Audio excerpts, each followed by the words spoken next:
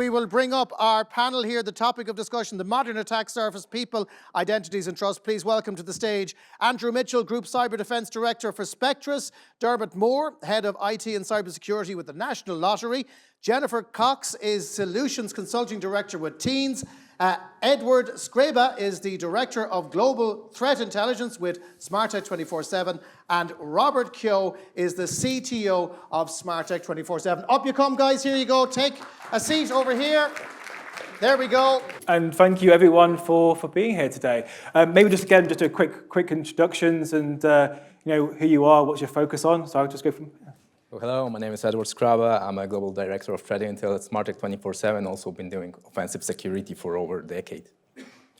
My name is Robert Keogh. I'm the CTO at SmartTech, so been in cybersecurity for 20-something years, so far too long. I'm Jennifer Cox. I don't work for SmartTech.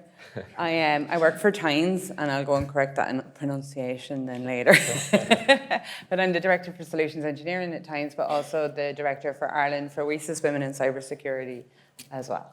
Super. Hi guys, I'm Dermot Moore. I'm the Head of IT and Cybersecurity for the National Lottery. Delighted to be here today, and if anyone wants to know the numbers for tonight's lotto, come to me afterwards. Hi everyone, my name's Andrew Mitchell. I'm the Group Cyber Defence Director for Spectris. So we're primarily a manufacturing and test and measurements industry. Awesome. Well, thank you, everyone. I thought we'll start off a really easy question, and this is kind of open for everyone. What is going on and what's wrong with the whole landscape? Tell me what's happened wrong. I think it's really difficult. We've had, especially as an organisation like ourselves, we've grown from a company where we've had on-premise infrastructure and then had that business need to then start amplifying that. So, SaaS, APIs, cloud-based services, all this stuff has now been having to adapt for us. So we've had to move really quickly in some sense, but then also keep up with the business and what they want.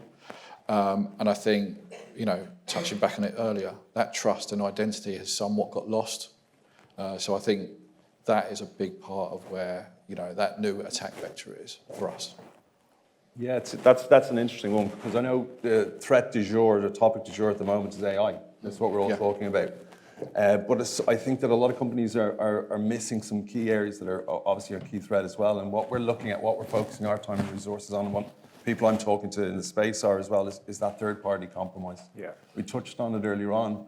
Everyone wants to talk about AI, but they don't want to talk about where the weak link is in their security perimeter. People are doing everything right. They're carrying out their pen tests. They're doing aggressive vulnerability management. They've got their firewalls, their EDR, everything in, but they're not looking at who they're integrating with. And companies now, 20, 30 years ago, they were a lot more independent. They were a lot more isolated. They're now part of an ecosystem. You've got managed service providers. We saw on the previous slide, we saw a lot of SaaS solutions. These are the routes that people are finding in. We're finding that more and more attackers are looking at the path of least resistance, and that's into a third party that you're dealing with, not necessarily you. Like we talked about Marks and Spencer's at the opening today, and that's a perfect example of a team that didn't drop the ball from an IT security or cybersecurity perspective. Their help desk, which was a third party, did. And as a result, we all know how that ended. So it's something I think people need to focus more on. They need to look at their third parties and how they treat them. It should be similar to how they treat their own employees, from multi-factor authentication, from principle of least privilege, identifying what they can get to, identifying how quick you can hit a kill switch. These are all key things I think we need to look at as well as AI. So again, we're getting a bit blinded by the new fancy toys and forgetting again about the basics, the real problems. Absolutely.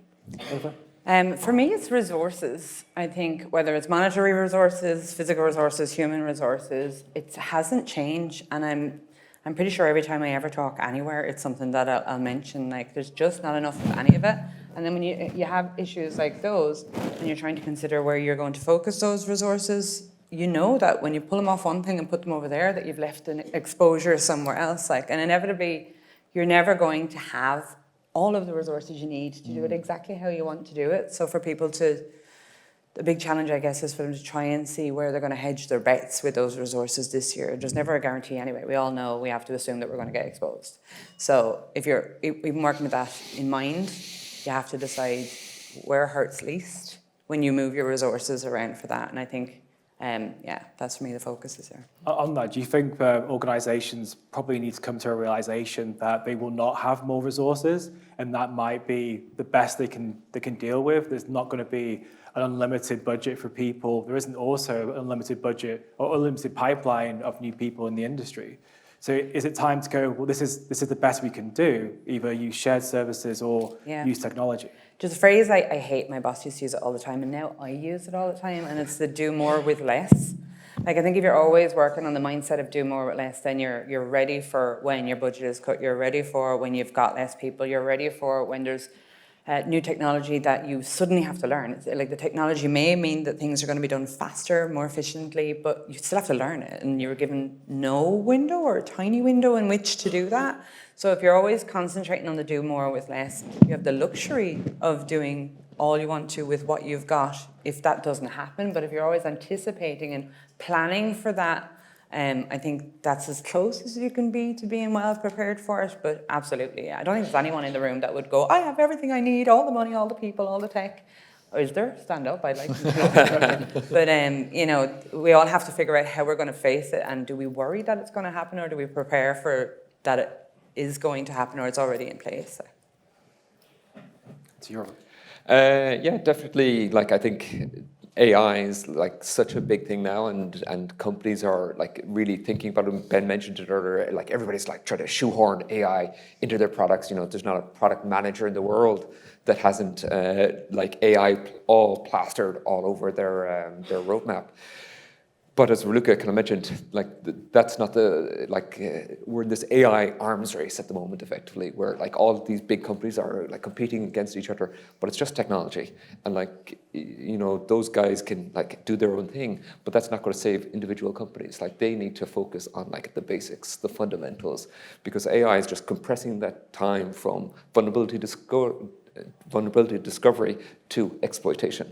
And this is what like companies really need to focus on, is like how, as you mentioned, like that 28 seconds kind of thing of going from like initiation to the actual breach, and like focusing on those like cybersecurity fundamentals, and understanding that like perhaps old ways of working were, hey, you could turn off your laptop and go home, and because my laptop's turned off, nobody could break into it. And this kind of somewhat like only business hours support, effectively, for how they operate. Like, that's just like not going to work. Not with AI. Not with the technologies the bad guys are using. So yes, companies need to use AI and like to drive their businesses, but it's not going to save them. They need to have the teams, the people monitoring their systems and like reacting in real time to these problems. And if they say, hey, this AI technology is going to save us, that's going to end badly. Yeah, I think again, go back onto the human element. We have to remember that humans are such an important, crucial element of this. We can throw an AI word into it, but again, the cybersecurity runs as quicker as AI. We need to have humans in the loop. We need humans to understand the context. Yeah, and like, to what Robert already said, we're looking at this shift in the attacks, vectors, and the times. I would like to say, like, there's no more like initial foothold. It's no longer a wall of bricks that can be break. We used to ask a question like, you don't have to ask if you will be hacked, but when. This when has shrinked so much that I say, like, this initial attack vector is currently a thin paper wall that can be bypassed so easily. So we all have to assume we will be hacked. It's just a matter that we got to observe the whole attack path, the vector, so we can at least stop the attack, prevent it, and contain it at some point so it doesn't cause the disaster. That's how I see it. I do think we also concentrate a lot on, zero trust is a big word, right? And that's great, but when an attacker does get in, where is that zero trust? So it's all about that visibility and tracking where, or that replay of that attack, or where that's gone, and that's really crucial. I think people also forget, like, when an incident is occurring, when a threat actor is in your own organization, every step you take next needs to be completely defined and understood. And if you don't have visibility, you don't have context, you can't make those right decisions going forward. Exactly. I think that's where playbooks come in. Yes. Really, and there's that military phrase: you fall to the level of training. Okay, in an emergency like that. So if you've got proper playbooks identifying, what you do in those sort of breaches, and you're not leaving that up to heat of the moment, trying to determine what's the right move. You know what the right move is. You've done the playbooks, you've done the tabletop exercises, and as a result, it becomes second nature, it becomes muscle memory, and less scope for mistakes. That sounds like preventative cybersecurity. Important thing to remember, those playbooks that Dermot speaks about, you got to have them in paper, because if you have it in a cloud or in a computer that's been compromised, then they're no use to you. And don't just leave them on the shelf, go back to them and change them, because the amount of unfortunate organisations I've worked with in instant response situations, and they pull it off a binder and it's outdated, or they're just reading it for the first time. You do not want to be learning on the job during an incident. It's a bad time to start learning. Andrew, I'll move to you. We talked about identity quite a lot. We see identity being one of the number one methods that organisations are being targeted. It's a huge piece of organisations. But why do you think we're still kind of getting it wrong? It's really interesting. I think it's a balance between usability, scalability, and trust, right? And I think we're kind of getting that wrong in some respects, because obviously now the focus is shifting to, an attacker. Yes, they do exploit vulnerabilities, but equally they log in. They look at the dark web, they look at session tokens that they can replay. All of these stuff is quite easy, low cost for them, and they get quick gains from it because they are actually logging in really quickly. They've got your crown jewels, right? So I think that shift has kind of happened quite quickly. I think also, the governance around identity and access management, as we touched on earlier, it hasn't given pace the amount of the business is needed for it. Businesses build applications and they build relationships with R&D engineers and all the rest of it. Well, that's great. They spin up a little server, but there's no governance around that and how that identity is managed. So it's almost like security teams are sort of almost siloed in the fact that these applications and APIs, etc., are being built up, but it's not being communicated, and how we govern that and how the visibility of those and how we look at those within our systems, SIEM systems especially. Anyone else who wants to get input? I'd probably expand on that just from a multi-factor authentication perspective. A lot of the time we talk about multi-factor authentication about that being a silver bullet. If you've got MFA in place, you don't need to worry. And I think that concept needs to be reevaluated by cybersecurity professionals. I don't think MFA, again, we need to refocus on MFA and it being that silver bullet I talked about earlier on. It is essential. MFA is essential when we talk about trust and we talk about access and reducing that unauthorized access to accounts or systems or whatever it might be. But we can't be over reliant on it, because we know like any other sort of control, it can be bypassed, and it can be technically bypassed, where you could be looking at those session cookies once somebody's successfully MFA'd in, or you could be looking at SSO tokens getting captured, you name it. But then more importantly, you're looking at the human element, and the human element is, at the end of the day, is where it always boils down to, isn't it?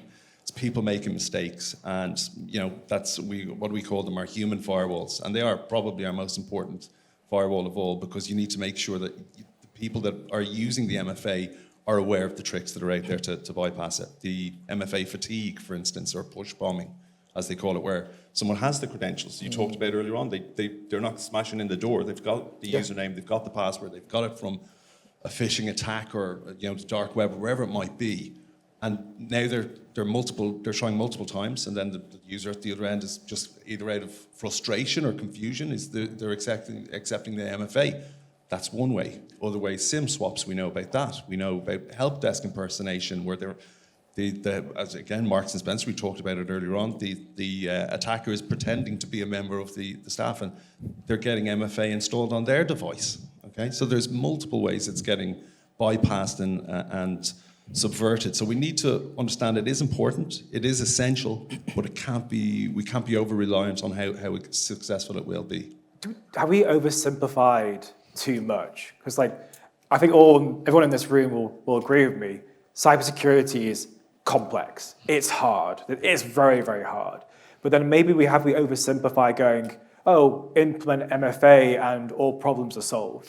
I've been on calls before where literally I've had very senior individuals go, no, we couldn't have been breached. We've got MFA. And a very, very quiet engineer opened up and went, not exactly. So have we oversimplified the problem? Anyone want to take that one? Yeah, I mean, I can speak of that. So exactly like you said, Zeki. So we're saying, yeah, implement MFA, and that's the recommendation. But because the organizations don't understand the technology behind it, they're just treating, okay, that's just like a single switch we have to turn on. No, it's not, because there's a different types of MFA, like SMS token, application. Those types of MFA are actually bypassable. There's a phishing-resistant MFA. That's period. That's the only phishing-resistant MFA that you have to implement. But there's another thing to also look at. MFA, okay, you got an MFA on your account, but it also shows that you got a legacy. So you got phishing-resistant MFA, but it's not required, it's an optional. And as an optional, you got a fallback to email, password reset, and so on. So how good is that you have phishing-resistant MFA if the threat actors can still fall back to that old legacy method to log in? So again, this is another level of complexity. Also, all those vendors, of all those technological providers of identities like Microsoft, they're implementing also differently. So we got device auth codes. Okay, you got an MFA, you got a phishing-resistant MFA, and suddenly I'm calling you, telling that I'm IT support, and I'm providing you access to something, so you just got to log into my device. I'm giving you an auth code for that device, and you're providing that auth code on your legitimate Microsoft login page, and it suddenly shows up that you're authenticating my control device with your identity, and I got you here. So, exactly that complexity is that if we don't understand the technology we're using, if we don't follow the long security guidelines how to implement it, then yeah, we would be doomed. I would also probably argue it's not just about understanding the technology we're implementing, but actually the technology we've already implemented, right? Exactly. Actually understanding how our businesses work and how our businesses are actually operating. Exactly. A good point, and this I always fall back to policies password policies. When we do penetration testing with my team, we're seeing password policing being implemented. At some point, there are good policies. They require a long, complex password, but that doesn't matter if it wasn't implemented and on all the password in the environment, and somebody didn't ask everybody to change their password, because the old password that have been created before the policy was introduced don't have to match that policy. There's no validation. So that, exactly like you said, so this is the analogy. Something that's been implemented a long time ago, it doesn't match the current requirements, and it's still on. So going back into the identity side of things, so Jennifer, can I go back to your question with you? How do these attacks actually occur? How do they happen? And why are we making mistakes? We've talked a lot of points already, but I'll get your opinion. So I'd love to be the cool kid that tells you the really exciting, new and fantastic way that people are doing it, but it's not changed massively. It's been automated more, and there's more AI involved in it. So phishing is still the best way in for many people, and phishing is still the thing that people find themselves more at a loss to defend against then as well. I was just thinking what you were saying. I would argue that we've overcomplicated things maybe when it comes to the not just MFA but the security side of it, and that's too we're still seeing that more than half of the successful attacks are down to identity breaches. Right, so that's still an issue. It used to be more than that, so yay us, but there's still, a ways to go. I remember back 15, maybe 20 years ago, managing an Active Directory system that I inherited. So I already didn't know why people had permission to what, and when they were given it in the first place. So I decided that my go-to for deciding what people needed access to was to nuke their access to things and wait and watch the phone. And then when the phone rang, I was like, okay, they needed access to that, and give it back to them. And the modern version of that now is really monitoring from when you give people access in the beginning of it, and you use your tooling, your AI, your SIEMs, whatever it is, to understand what people are actively using, what they actually need access to. You use your human in the middle to go, I'm their manager. I'm like, I don't know why they're in that. They should not have it. They should have this. And you keep actively watching all of those things and take it away then when they don't need us. You know, you talked about just in time there earlier is one of the things that you're at. I know I veered off the question you're asking, but I was just thinking about but what you were saying with that respect, it's not, the answer is the same, and it's still as simple as it should be, but we're overcomplicating it by putting on all of these piecemeal bits of technology or not defining the process beforehand, trying after the fact to go, okay, we've been breached or we were almost breached. Now we need to know, like, how do we react to that if it's happened? How should we have reacted to that if it's going? Oh, I have to turn my head to the left apparently too, but if we can actually imagine in an ideal world, you could sit down in advance and go, okay, if this happened, what would we do? If this happened, what would we do? And you plan it all out, like your playbooks that you're talking about. But to actually stick by those rules, like use the tools to be proactive in seeing what's happening and then make the adjustments live as such from there. And that's the same as me nuking somebody's access. They might argue differently, but me nuking somebody's access back in the day and finding out what they actually needed access to from there. So back to the question with regards what it's like or how people are successfully attacking us, it's the same results with the same approach and just more efficient now. It's just faster. So, you know, there's more panic set in with regards how do we respond to it quickly? You know, what do we do when it's seconds before people get in? But other than that, it's still exactly the same means. Once they're in, they're following exactly the same, like moving across systems and stuff the way that they would have done before. It's always the battle of who's faster and who's smarter, really. So who's faster and who's smarter? It's that simple. Yeah. It says right. Done. And again, how do you think that's going to change in the future? I mean, you talked about you know, the playbooks, the iterations. I really like the focus on continuously iterating. I don't feel like a lot of organizations actually have the time. We talk about proactive security, and proactive security is actually having the time to think about an incident, hypothesis, or what we should do better. Yeah. We are still so reactive. I think if I speak to any organization, it's fire after fire after fire. Do you think we're at the stage we're ready to become more proactive? Do you think we can do it? I think everybody wants to do it, and I think our hand is being forced, and we gotta like play the game of suck it up and realize this is a good thing. So with compliance and all of the various standards that are coming in, and all of these ones that are getting really industry specific too, like it or not, we're having to comply with those things. And in order to comply with them, we have to think ahead of time what we would do rather than being reactive to those things too. And whilst compliance is, I love it. I do love logs and I love compliance and I love rules and regulations, I'm not going to lie. But whilst compliance for most people is an absolute pain, what you realise at the end of it, if you do it properly and if you communicate properly to the people who don't care about compliance and have them understand why it's important, then you're in the healthiest position that you can be in because you are prepared for most of the things. Like I still have the caveat that we all should assume we're going to get exposed. But compliance is a dirty word in many cases, and it's the team that's under the stairs with the big piles of books, that nobody wants to talk to. And they have the hardest job of making everybody understand why it's important that you change your password, why it's important that we have MFA, why it's important that you don't put personal data into AI or that you don't give AI access to X, Y, and Z. When you have an audience who doesn't care about that, they're your highest risk then. Your security team knows, they get it, your IT team knows, they get it, all of your technical teams know, we don't need to teach them anymore. It's helping everybody else to understand it, and that's where the most risk is, and that's where the biggest wins are in that side of it. So maybe I'm one of those like sunny side of the world type people, but I think with all the standards that come in that have everybody kind of panicking about, again, resources, how am I going to do it, that the win on that side is it's forcing you to be better ready for these things, whether you like it or not. If you have to sit down and go through all of these options, choices, deliverables, whatever beforehand, then you are going to be in a better position by the time you're done. Any other thoughts from anyone else from the panel? I agree with that. I don't think, we talk about AI and how the landscape's changing so much at the moment, but it's still relatively the same. Attack surface is attack surface. Yeah. As long as you know what your attack surface is. Now, don't get me wrong, Claude Mythos, and I'm sure we'll touch on it today and talk about how fast it's identifying vulnerabilities, how fast it's then exploiting those vulnerabilities and the attack paths it's following. Yeah, crazy. It's expediting everything. But at the same time, it's only expediting what it can attack. So if you know what's public facing, if you know, and listen, also, when we talk about Claude Mythos, we know it's identifying 0 days. Okay, where it's identifying vulnerabilities that we don't have a fix or a patch for just yet, which is a problem. But if you know what your attack surface is and you can proactively manage that, you're reducing risk straight away.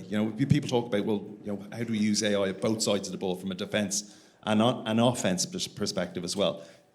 First things first, understand what's exposed, understand what's vulnerable, and what you need to either mitigate by putting other controls in place if you don't have an update or a patch that you can fall back on, and put those into practice. I had a question raised to me a few days ago from an organisation that they were concerned that with all these vulnerabilities coming, they'd basically have to take their network down all the time because they'd just be continuously patching. And I think exactly what you mentioned, if we understand what our attack paths are, we don't need to patch everything. We need to patch what will, again, hurt the adversary the most. Well, it's visibility as well. If you don't, you can't patch what you don't know. You can't say. 100%. And it comes back to that, that governance piece in terms of conditional access policies and identification. There may be a tenant elsewhere in the world, which, happens, whereby there's just single factor authentication, but yet it's somehow linked to your systems. So it's the best will in the world going, right, we're going to have conditional access policies that are verified, they're hitting the mark, but yet there could be that one link, whereas that tenancy outside, where it's got SFO and it's got a link into your system, and that's a big problem. Yeah. Well, we see it quite a few times, especially hybrid deployments of Azure Directory. Yeah. You can stand up a whole new environment with different security requirements and completely duplicate your AD environment over to that new environment. We've seen, again, similar to SaaS identity service providers. But gone are the days where you'd have to spin up a hardware server, install it on a CD. It's quick. Yeah. And it's in a matter of minutes, or a matter of hours, as opposed to potentially days. So I'm going to move to you, Edward, because again, you operate more from the offensive security side of things. So it'd be interested to kind of get your take on, when you get into an organisation, technically, where do you normally go to? What's the kind of areas you normally win? Maybe give good advice for the audience on what they should protect themselves against before you come in. How many times do we have? Okay, I'll try to just. I try to just explain the most common patterns that we see inside the organization. And I like what Dermot already mentioned, the changes in that we see in the industry doesn't actually change the attack surface. And the same thing I observe within the patterns. So what I just speak a couple of patterns that we're seeing, but these are not new patterns. This is an important thing to note for the audience. These are not new patterns that I'm seeing over a year or two. These are patterns that I'm observing over my multiple years in offensive security. So first, lack of understanding by the organizations that the ecosystem that they have is not just made of points, of assets. This is a graph. There are multiple variety of relations between those assets, how they cooperate, how they communicate with each other. I see the problem the multiple organizations have is they're looking at those assets through what I call auditor lens. So yeah, okay, this asset is okay, this asset is fine. I like to do an analogy here because I come from app development, and Robert here probably can tell you more about it. In application development, in the testing, there's a concept of unit test and integrity test. So unit tests are isolated tests on the modules. And integrity test goal is to identify whether the modules operate within each other properly. So there's a nice visual graph that explains everything with two cabinets where, each of the cabinets opens fine, but when they're placed opposite to each other, when the one is open, the second cannot. So the same pattern I'm seeing in the environments, in the network. So, people focus on testing single assets, like having a bunch of scans, vulnerability scans, bunch of medium-level severity vulnerabilities. But what they don't understand that combining those vulnerabilities in an attack path can actually result in a complete compromise of the whole environment. Second pattern I see is the lack of understanding of the technology we're using. I already mentioned of this, like for example, I have a question to the audience, who of you uses AWS services? Raise a hand. Yeah. How many of you are aware how many privileges are there in AWS? There are over 20,000 privileges different privileges in AWS. I know them off by heart. just pointing out that. So, how a person can understand how to implement proper security controls if we don't understand the technology we're using? And that's what I'm seeing, people implementing, because we don't want to have a technical debt. So we're implementing different technologies.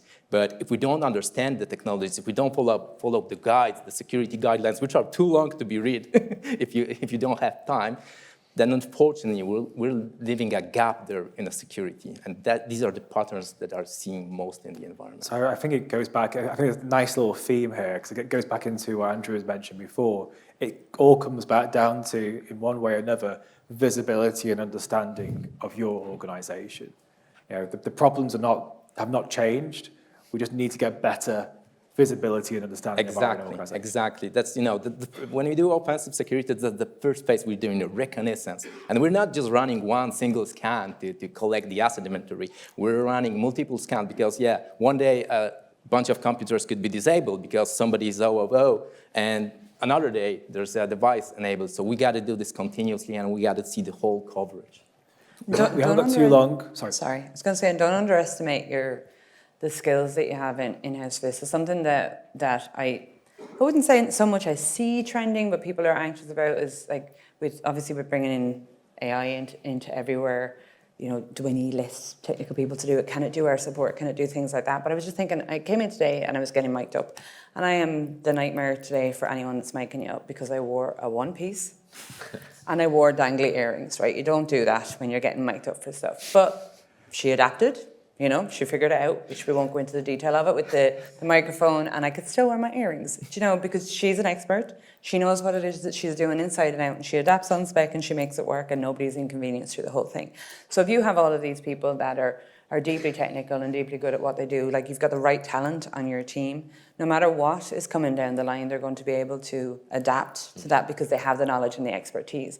What the conversations I'm hearing a lot around the AI side of things is like, if you're replacing your support people, AI can answer fairly out of the box standard questions, but what about the person that comes to you and asks a question that's unique to their business, or they have a business need that they must allow X, Y, and Z, and then to adapt to it. So for all of the things that we're talking about, I think it's important, absolutely vital to make sure that we're keeping the skills topped up and such too. And if you're going to use those new tools for anything that you're doing, then also use them to give time back so that the people in your team can upskill and keep ahead of things then as well. I would also argue, if you can't have the expertise internally, don't forget about your partners. We have experts as well. I'm going to probably just stop it there because I think we've got some questions from the Slido. First question is from Angkor. Given that visibility is now top priority, how do you maintain an up-to-date register of all the SaaS and AI services being used in the company? Ooh, I feel bad just throwing it at someone random. Who wants to talk about that one? I've got my own ideas of it. But you have to pool your tools.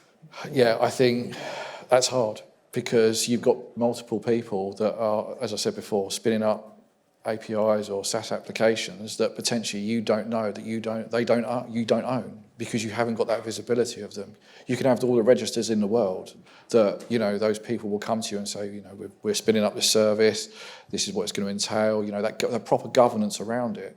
But ultimately, you have got those outliers where you've got the R&D teams or you've got the specialist teams that don't necessarily have that visibility that you want to have that visibility of because it's all about the risk and the dynamics of it. If they have too much security controls around them, they don't innovate and they don't produce a product where your ultimately end market is going to sell to. So it's about that balance of communication with other departments and making sure that you understand what they're doing, but equally they understand that you need to know about those as well. Yeah. Another question here. How do you balance human in the loop and agentic autonomy to provide the fastest but also most secure interactions? Who wants to take that one? I'm glad I took the first question. You've done your bit. You've done your bit.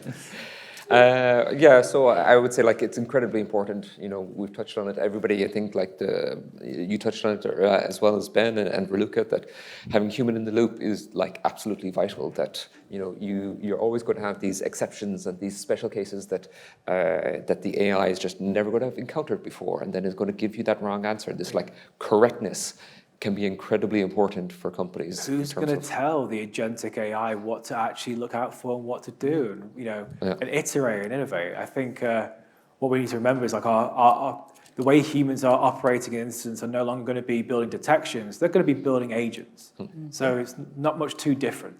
It's really important that people see like AI as like a human multiplier, not as a human replacement tool. And if you go down the route of, hey, we can replace people with AIs, that's going to end badly for your company because you're going to lose that domain knowledge, and then you're really in trouble. One thing I can add, there's a pattern in cybersecurity that needs to be followed, like whitelisting, not a blacklisting. So we tell them what they allowed to do and deny everything other, rather than just telling, okay, you can't do this, you can't do this, because that's the fastest way to miss a spot. Yeah. So have guardrails continuous on our security agents. I'm going to finish on a cracker for whoever sent this in. How prevalent are the occurrences of insider involvement in cybersecurity attacks for disgruntled tech employees who may have had elevated privileges? How much do you have to worry about the beast within as opposed to the beast without? As much as the beast. Yeah, I think, sure. So that insider threat is really prevalent. Again, we talked earlier about sleepers from North Korea put into companies, and with their sole purpose is disruption. But it can be as common as somebody who's, as you said there, a disgruntled ex-employee. So I think it's really important you've got a very strong SLM process, starters, leavers, movers. We love acronyms in cybersecurity. And that means that when somebody's leaving, that you're very quick to revoke all privileges that they have. That may be cloud-based ones as well as physical, NAD, you name it. And that has to be done in a very sort of prompt and quick fashion. You also need to look at what sort of SaaS solutions they have access to as well and remove those. So if you've got a fairly thorough and comprehensive SLM process, you'll be able to address that, I think, to some degree anyway. You've got those DLP controls that you need to make sure, especially with manufacturing. IP-related data is our primary, property, right? Okay. So we need to make sure that isn't being stolen. It's been brilliant. Ladies and gentlemen, can we have a huge round of applause for Zeki Turedi, who moderated the panel, also for Dermot Moore, Jennifer Cox, Edward Skraba, Robert Keogh, and wearing the most amazing socks, Mr. Andrew Mitchell, ladies and gentlemen. Thank you.